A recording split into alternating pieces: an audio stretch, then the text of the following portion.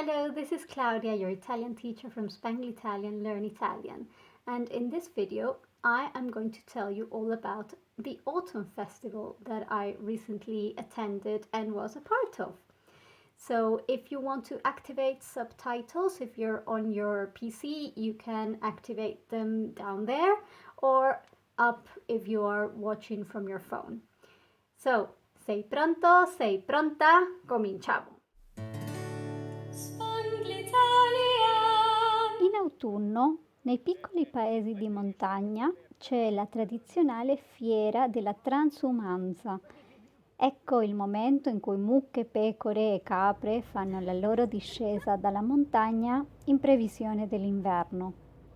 Nel nostro paese si organizza una fiera con tanto di sfilata di animali e una serie di stand che vendono prodotti locali eccezionali.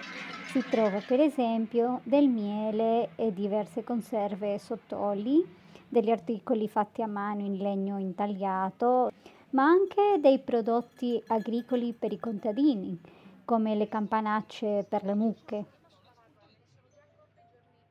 La mia parte preferita della fiera è il processo di preparare le caldarroste.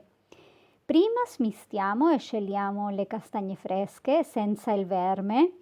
Facciamo dei taglietti sulle castagne per evitare che esplodano durante la cottura e le mettiamo in ammollo per renderle morbide. Poi prepariamo la brace. Tagliamo la legna per avere brace di prima qualità. Quest'anno anch'io ho imparato a tagliarla.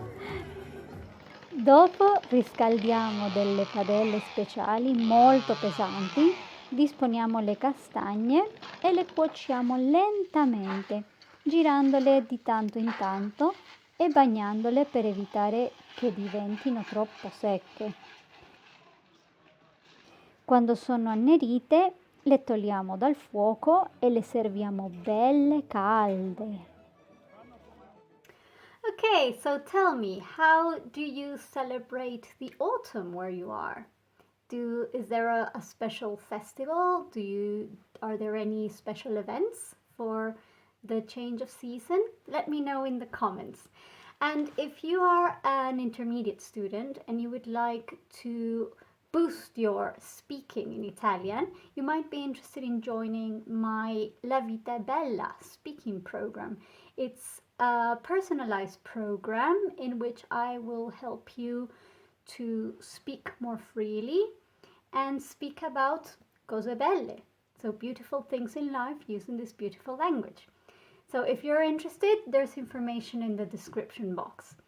Okay, so today I have 323 subscribers. Thank you very much. I really appreciate you and I thank you for supporting the channel. So if you haven't subscribed yet, please subscribe because I post videos for beginners, travelers and intermediate students every week. Ok? So, ci vediamo alla prossima. Ciao ciao!